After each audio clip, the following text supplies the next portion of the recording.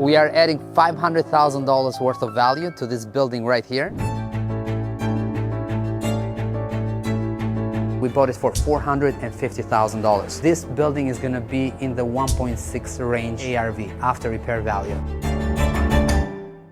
Today we're gonna cover three things: exit strategy, rehab cost, and takeaway and lessons learned. Stay with us to the end so you can see exactly how this can apply to your project. Are you doing that right? Chill out, man.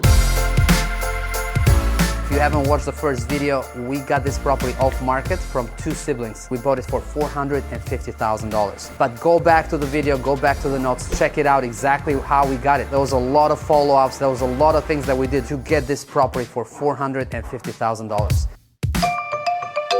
When we get a property that's a three-family, you can do three things. You can renovate, sell it, right, the fix and flip of an existing three-family. You can convert each unit separately into a condo by putting it on the MLS for a profit, or you can do a nice renovation and then rent it out long term. The reason for us there was that this is a great area, it's appreciating, prices are going up. We love the rent that we're getting in this neighborhood. We got other units in the area, so we like the cash flow from this type of building. We want to keep it long term so we can build wealth. So that's the whole idea. We have done ground up construction with condos and sold them. And honestly, you get a chunk of money coming in and you make a good profit, but the building is gone. So 5, 10 years, 15 years down the road, when this area will be worth a lot more, we're gonna look at that building and cry about it. Rehab cost.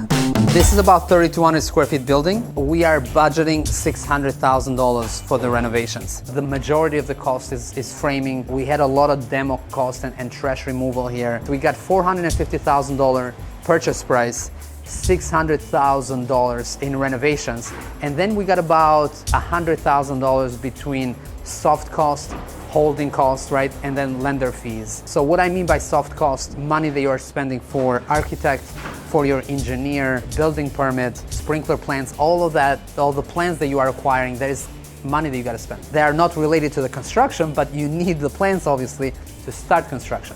So keep in mind you're gonna have soft costs there, and then holding costs. Obviously you guys have mortgage payments, utility bills, insurance bills, property taxes. So these are holding costs that every month they are just going up and up. If you look at all that, we are at $1,150,000.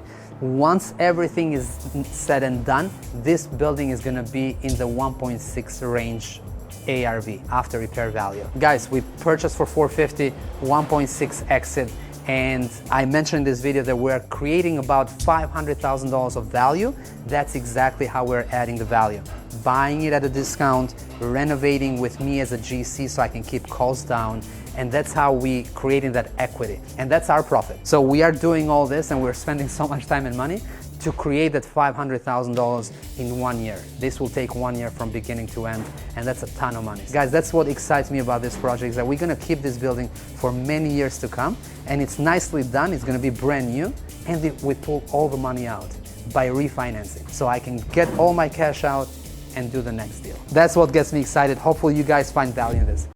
Takeaways and lessons learned. What went wrong and I learned from this. When you are building in the city of Boston, we are going to install sprinkler systems here because it's required by code, because it's a full gut rehab. And we thought because we have sprinklers, we only need one egress. I submitted the plans with that thought process. And when I did that, I had a layout of 4-bedroom, 2-bath in this unit. And that was the perfect layout, guys, because I wanted to get the most amount of rent from this unit, about $3,500 a month in rent. But once I submitted the plans, I got a plan examiner to look over it, and he said, no, if you want only one egress, you actually gotta connect the sprinkler system to the street. You can't have sprinklers with a tank like you are proposing. I had proposed tanks because I have a full basement that's unfinished, and it's cheaper to install tanks instead of cutting the street, connecting to the water line there. It was gonna save me on time and money. So I thought that's the best way to do it, and unfortunately I failed. So I share with that because that's a huge lesson learned for me. We just ran some numbers right now, and it looks like we're probably gonna lose about $150,000 in missed rent. Are you doing that right? In the course of 15 years because we have one less bedroom. That's a ton of money. Next time around, I'll do it differently.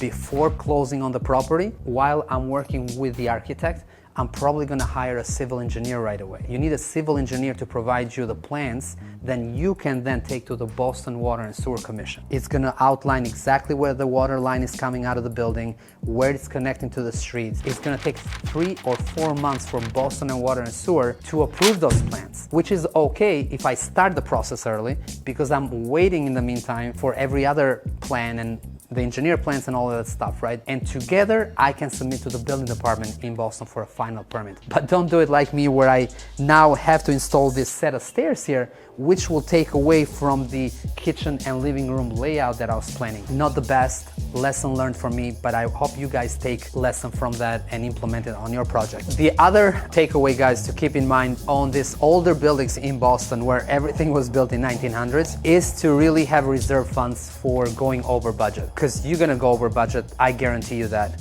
For example, in this building, on day one when we started, all the walls are closed, right? So you don't really see what's behind the walls. You don't see how damaged the framing is.